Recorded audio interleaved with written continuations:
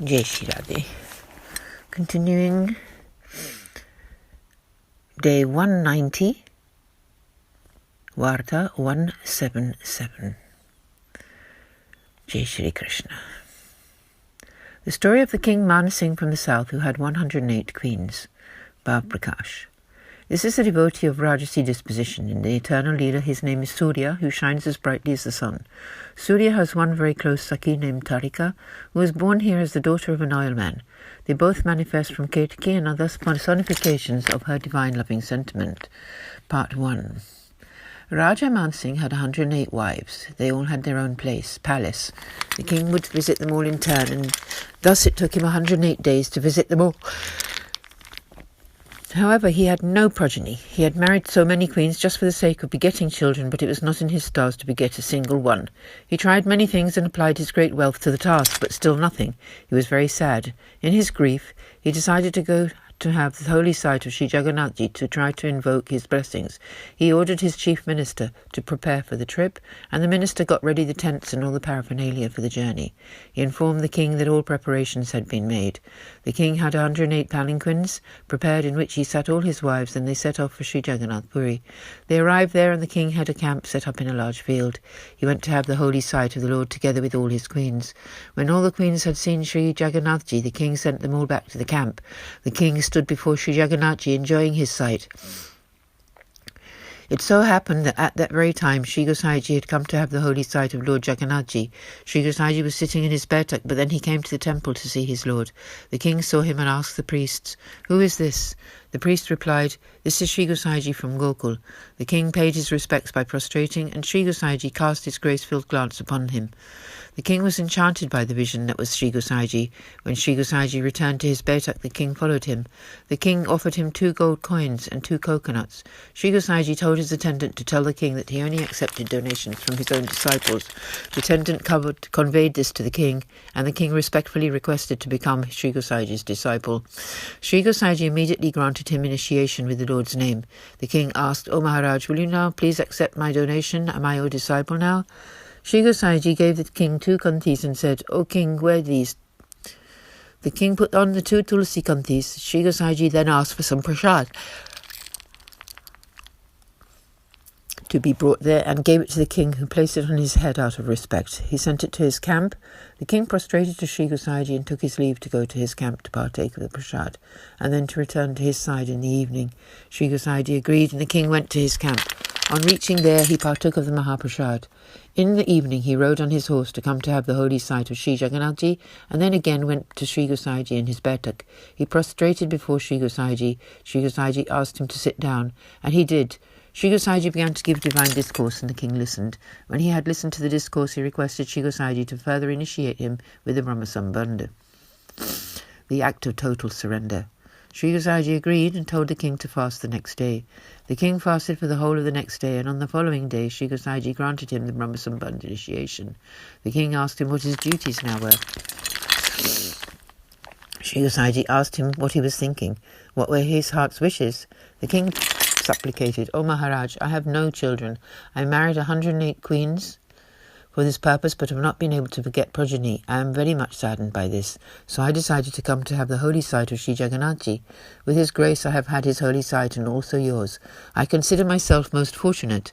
Now I will do whatever you instruct me to." Sri Gosaiji said, "O king, you should bring Sri Thakurji into life and serve him." King was happy to agree. "Please grant me one Swarupa of Sri Thakurji." Sri Gosaiji did so with grace, and the Swarupa was Sri Madan Mohanji. The king requested Sri Gosaiji to give him 2 cooks and 2 water carriers for his seva. Sri Gosaiji conceded. There are 2 cooks, one for cooking grains in water and the other for the other categories of preparations, anasakari and dudgar. One of the 2 water carriers would bring the water to be used directly in the inner seva, and the other would bring water for all other seva purposes. Sri Gosaiji showed the king how to dress and adorn his Sri Thakurji and instructed him in all the methods of seva. The cooks also taught him many things.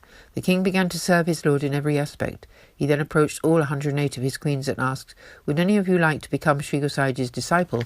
They all refused, saying that they did not wish to listen to another man's words. The king came again to Sri Gosaji, bowed low to him, and told him that none of his queens wished to be initiated as a disciple. Sri Gosaji replied, "O king, embodied souls with demonic tendencies will not come to the shelter of the Lord. You are a divine soul, and so it was natural for you to take refuge and begin to serve the Lord." The king took Sri Gosaji's leave and asking his permission to return to his land in the south. Sri Gosaji advised him to return to his land and there to serve his Sri Thakurji. He added, "O king, you should now marry one more queen. She will help you by joining you in Seva." Prakash, why? She would also be a divine soul and have a connection to the king from long ago in the eternal Leela. Part 1 continued. The king made a fine donation, prostrated before his guru, and set off. It took him quite a few days to reach his kingdom. He established Sri Thakurji's Seva in his palace. The king completely stopped going to visit the queens. Prakash, why? Because they were all contrary, turned away from the Lord. The condition of having turned one's face away from the Lord could arise just by a single second of their company. The king renounced them from his mind and heart. Sri Vallabhacharyaji has advised, abandoning such people does not constitute bad conduct, because they have already turned their back on the Lord. In the path of grace it is not considered a fault to leave behind those who oppose the Lord. Therefore the king gave up their association completely. Part 1. The queens then became very sad, knowing that the king had forfeited their company. They became shriveled. They had plenty of wealth, clothes and jewellery, but they still dried up. One day an oilman's daughter was collecting cow dung near the palace. One queen was sitting near a shuttered window looking out. When she saw the girl, she thought, "What a beauty!" The queen summoned her into the palace. The girl said, "But who will allow someone like me into the palace?" The queen replied, "I am sending one of my maidservants. She will bring you in. Stay where you are." The queen told her maidservants, "Please bring that girl who is collecting cow dung to me." The maidservant brought the girl before the queen. The queen asked her whose daughter she was. She replied that she was the daughter of an oilman. The queen, surprised, asked her, "You are the daughter of an oilman, that you are so beautiful and so comely of form? How come you are so happy?" The girl replied, "I am very happy, and that is why I am so well nourished. I am my father's only daughter. He has no other children, and so gives me whatever I wish to eat, drink, and wear. So I am very happy. But you are the queen. How come you are so dried up? Why are you so unhappy?" The queen told her to sit down and listen to her story. The queen said, "Our king married 108 wives. None of us was able to conceive a child, and so the king was most discontented. The king then took us all to have the holy sight of Sri Jagannathji. He then became the disciple of Sri Gosaiji. He requested us to also become disciples, but we all refused. Therefore the king has now abandoned us. That is why we've become so shriveled. We have plenty of wealth, clothes and jewellery, but the king no longer comes to our palaces." The oilman's daughter said, "There are 108 of you queens, but not even one of you could captivate the king. If I am to marry, I shall only marry Vraja Mansingh, and I shall indeed captivate him." She then went home and told her parents all about how the queen had called her in and questioned her, and that she had said that if she were to marry, she would only ever marry Vraja Mansingh. Her father said, "He was the great King Mansingh, and you are only the daughter of an oilman. How will you ever get to marry him?" The girl said, "Father, this is how it will be. Please now bring me clothes and jewellery. I shall dress myself up in them, and I shall captivate the king and eventually marry him. You will no longer suffer in poverty." The oilman said, "Yes, my daughter, I shall give you whatever you need to wear, including jewellery." He then brought her whatever she asked for. She dressed herself up and then went to the forest, carrying a basket to gather cow dung. When the king had facilitated his Sri Thakurji's rest, he came out into that forest. The girl was collecting cow dung on that path, and when he came by, she greeted him respectfully with both hands.